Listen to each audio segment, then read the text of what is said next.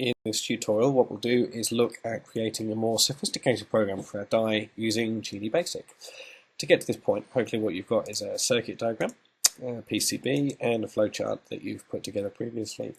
GD-Basic gives us a lot more control of the way that we make our programs work. The flowchart's okay, but as we've seen, if you've actually seen one ever work in real life that's using this program, it doesn't really look visually very impressive. It doesn't look like a professional sort of polished product.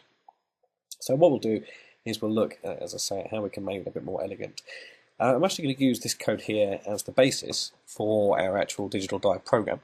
And you can actually use Circuit Wizard to convert stuff into BASIC for you automatically. It doesn't do a very elegant job, but it does work. So if you click on Project and then Microcontroller and then Convert to BASIC, what will happen is the computer will turn your entire flowchart into this very, very small bit of code just here. And let's just pause for a second and look at what's actually happening to help us understand what we're seeing.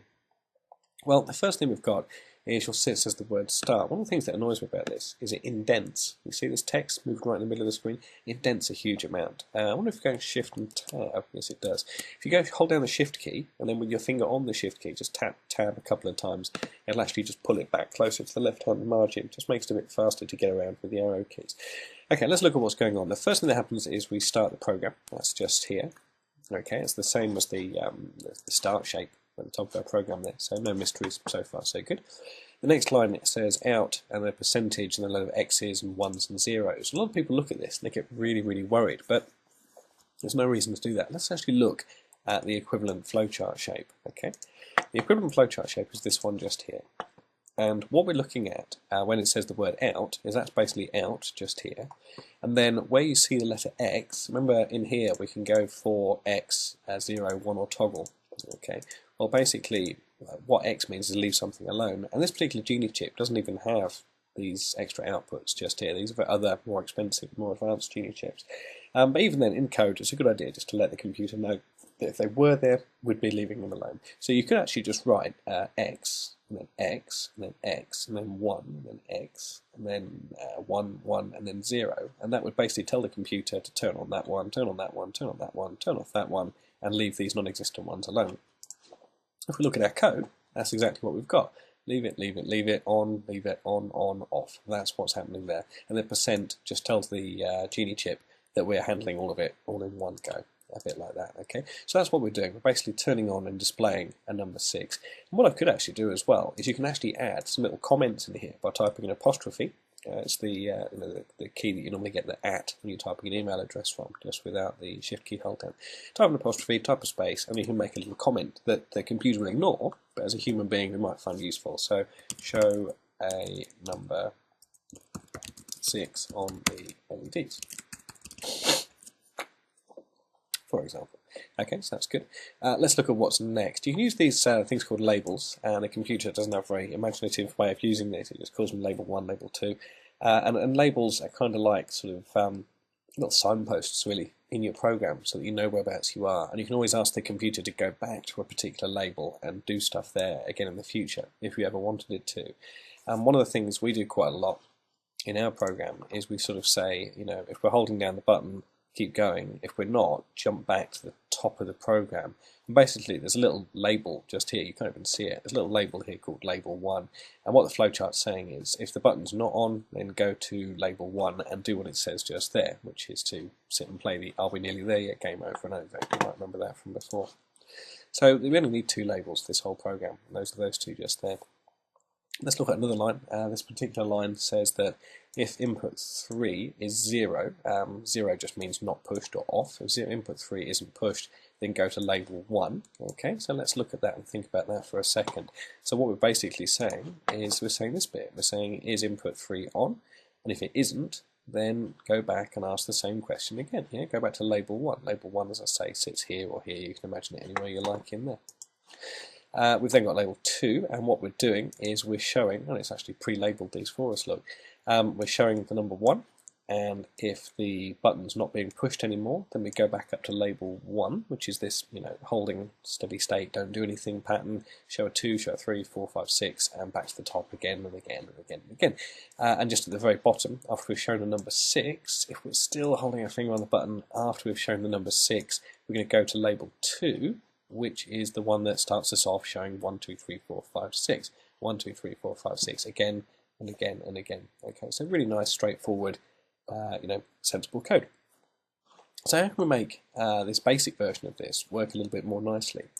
Well, I thought, wouldn't it be grand if when you push the button and you held your finger on the button, if rather than just sort of having everything look like it's all on at once until you take your finger off, if it showed us a bit of a pattern instead, if it sort of lit up maybe the top left and bottom right corner LEDs, and then they went off, and the top right and bottom left corner LEDs came on, and it sort of went flick, flick, flick, flick, flick between the two while you're holding your finger on the button. You'd feel, if you were using the die then, you kind of feel at least like you were rolling the dice. That would look pretty good. So I reckon we should try and do something a bit like that. We can probably change the approach we use here to do this as well. So here's the way I propose that we're going to do it. What I think we should do is when the dice is first turned on, we should show number 6, which we already do, so we'll keep that part of the code. What I then think we should do is we should wait till someone pushes the button, because that's got to happen, I think. So we'll leave this bit of code just here. We'll keep that. And we'll call this something else. You can rename your labels. So I'm going to call this something like, I don't know, wait for push. That sounds good. You'll notice I've put no spaces in here. A common mistake is people will feel the need to say, okay, like that. If you do that, you're going to hit all sorts of problems. Keep these things as sort of little all one word lumps. Use capital letters to indicate where the spaces should be, but don't go putting spaces in. We can use underscores like they do. That works as well. So wait for push. Okay, so I'm going to do that. So at the moment, we're saying if input 3 isn't pushed, then go to wait for push, and we stay here till we push the button. As soon as we push the button, what I think we should actually do is generate a random number automatically. It turns out little chips are able to do this. They can generate random numbers. I'm going to ask it to generate a random number between 1 and 6. And I'm going to need to store that number somewhere, because otherwise we'll forget what it is, because computers are quite forgetful in that respect. And so what you can do is you can use these little things called variables in programming. And a variable in the world of Genie Basic is either A, B, C, D, E, F, G, H, I, or I think you get J as well. And you can say things like A is 1 or A is 5 or whatever you want. And next time you need to know what A is, the computer will come back to it's 5, it's 4, and that's pretty useful. So to do a random number, I always forget, so I end up looking in the Genie help file. So I'm going to go help, Circuit Wizard help, programming Genie controllers somewhere. There'll be one about the basic commands. There they are, basic commands. And if I scroll through here somewhere, I think there's one for random numbers. Loads of stuff in here. And as time goes by, you'll pick up what they all do. Random, here we go. Let's take a look. Generates a random number which is stored in a variable. See, that's how I said that. Okay, and let's look for an example. Generate a die roll. So we're not the first people to think of making a digital die. Generate a die roll from 1 to 6 and store it in variable b. So we need to type in random b from 1 to 6. So 1 to 6 is the number range, and b is where they want to store it. I'm special. I'm going to store mine in A. You could store yours in C if you want. Break the mold. Okay, let's do that. So random b from 1 to 6. Okay, here we go. So random A. Yeah, look at me, from 1 to 6. Good. So I've now got this. I'll make a note for myself as I go along. Very forgetful. So I'm going to set store number from 1 to 6 in variable A. Done. There you go. So I'm making notes as I go along of what I've done. So I've pushed the button. I've now chosen a number from 1 to 6. That's it. I've chosen a number from 1 to 6. So as soon as I push my button, I now know what number I'm actually rolling on the dice. Okay. The fact that when I hold the finger on the button doesn't change the outcome. That number's already chosen. But people enjoy these things, so let them think that holding the button down longer makes a difference. It doesn't. Don't tell anyone. Okay. So what to do now? Now basically, we need to go through this process that we've been through before, don't we? We need to show something on the display, okay? So that's kind of our rolling the dice, you sort of shake the dice. So we call it shake the dice. Let's do it. Shake the dice. Well, it should be die, technically, but dice is fine. It just works for me. Okay, shake the dice. And to shake the dice, what I want to do is I want to show the 2 sort of pattern, so that's the top left and bottom right. And I think I said that 2 was. I'm going to use this one just here. Okay, so I need to turn that one on and turn everything else off. Okay, so that's actually a 2. And once I've shown that, what I should probably do is sort of pause, because again, human beings aren't as quick as computers. I'm going to pause maybe a tenth of a second, which is 100 milliseconds, 100 thousandths of a second. So I'm going to pause for a tenth of a second, and what I'm then going to do is I'll see if actually no, I'll show the other number pattern. It's fine, so I don't need to do this either. That's fine. I can go. And now I want to show the other two dots, the top right, bottom left one, and I'm pretty sure that I stored that in there. It's something like that. Let me just go and double check my notes. Okay, that's output 0. That's output 1. Output 2. Then we've got a 3, and then we've got 4. Output 0 was the single LED. Output 1 was a double, it was a pair.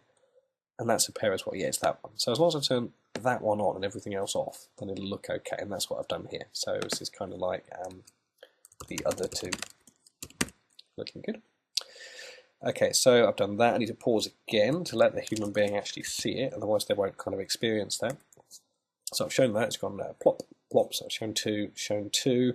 Now I need to know if we've held our finger down on the button, because if we are still holding our finger down on the button, then we need to keep rolling. I need to show them these 2 steps again and again and again. So I'll write my own line of code. It's going to say if input 3, it's input 3, isn't it, equals 1. So if they've still got the finger on the button, then go to shake the dice. Okay, because if they've got the finger on it, we're going to continue to shake the dice like that. They use lots of spaces in here, look, as well. I'll do what they do. I don't think you actually need these spaces, but it's nice. I'll leave them in. Okay, so if they do that, they continue to shake the dice. As long as my finger's on the button, I just keep going in this loop, as we call it, again and again and again. As soon as I take my finger off the button, that's when I've got to show them the actual result. Because you took your finger off, you don't want to roll anymore, you want to see what you've actually got. And so, how do I do that? I suppose what I need to say is that if A is 1, then what? Then output or out, and then we show them the number 1. To get a number 1, let's think about this. Percentage sign, x, x, x, because we haven't got anything on those. We don't need that one turned on. We don't need that one turned on because that's a pair. We don't need that one turned on because that's a pair. We need that one because that's an LED by itself. Good, so put a little comment in here. Show 1. Same thing again now, but for 2. So if A equals 2, then it just so happens, rather than having to sit and go through all that brain drain again, that's a number 2 just there. I know it is, so I can do that as my output. Looking good. Better do another comment. Show 2. Toe, no, 2, that's it. Good, and then we can do the same thing for 3, 4, 5, and 6. And I've got 3, 4, 5, and 6 down here. So I'm going to do a bit of copy and pasting just because I'm quite a lazy fellow. So I'm just going to copy just that bit there. So I can then go paste, enter, paste. That's 3, 4, 5, 6. That's it. A bit of space there. Let me go and pick up my 3 LED pattern. It's this one. Paste. 4 LED pattern. 5 and 6. Okay, that's that. Okay, so we've shown the result. We can go now, I suppose. Can't we? And that one as well. Okay, so I've shown the result on the die. So they're looking at number 6. But what next? What do I do next? Well, they probably want to throw the die again at some point. They're probably playing a game. They want to use it repeatedly. So once I've shown the result, what I should probably do is wait for them to push the button on the dice again. Actually, so let's do that. So we'll go to wait for push. Okay, there we go, and that's it. I suppose it's going to go back up there and keep shaking the dice. So it's just going to do that forever and ever and ever. I should probably put in some more comments in here. Show 3. And you can do the rest of those. You don't need to. Okay, let's test it and see if it works. Sometimes they do, sometimes they don't. I'll test it on my PCB, why not? And click on play. Okay, so it's turned on. That's a good sign. I didn't get an error. That's important. Let's click and hold this down and see what we get. Ah, good. Okay, so you see this time, look, it's showing 2, showing the other 2 over and over and over again. that looks okay. I could slow that down if I wanted. When I take my finger off, I've thrown a 6, try it again, rolled a 2, try it again, rolled a 2 again. Okay, a lot of 2s about today, actually. Like a worrying amount of 2. Oh no, got a 1 that time. And I've got another 6. I haven't seen a 5 yet. I haven't seen a 4 yet. Lots of 2 in the air today. Anyway, I'm getting the impression that we're rolling lots of different random numbers, and actually, I think that code works a treat. So there we go. That then is how it is that you write the program for this particular thing in Genie Basic. What would be nice would be to see if you can come up with ways of refining the code even further. One of the things you might want to look at is changing these numbers here to something else that make your shaking animation faster or slower. You could do that. If you're feeling a bit fancy, what you could try and do is you could make it so that, I don't know, what could you do? You could try and make a little cheat mode somehow, couldn't you? You could say something like, if you hold down the rolling button and you hold it down for exactly 5 seconds, then when you take your finger off, it always rolls a 6. That'd be good. You can make it so that if you push the rolling button twice or 3 times really fast, one after another, that makes it roll a 6. That would be pretty good as well. You could try and reprogram your dice so your dice actually rolls all the way up to 7. Okay, that would be good. Making a dice that goes from 1 to 7.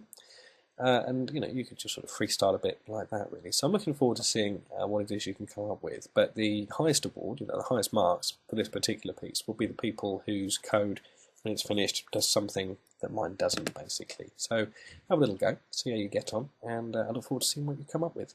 I'll see you next time.